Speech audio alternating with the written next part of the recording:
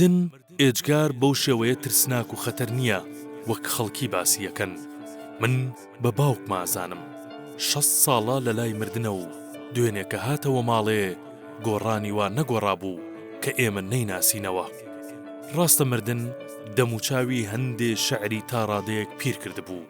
ڕاستە مردن هەندێ چرچ و لۆچی تازەی خست بووە نێو قسەیەوە، کەمێک ڕەنگی هیواکانی زەر کردبوو، بەڵام هەرگیز نەوەری بوون، لە بیر ساڵ نەچوو بوونەوە.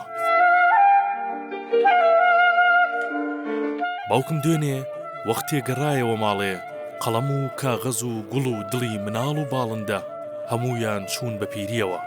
ئاخر ئەگەر وەکو ئەڵێن مردن ئەوەنە درڕندە و خەتەربایە، ئەوی ئەخوارد و نەئەما و لە بیر شعریش ئەچووەوە.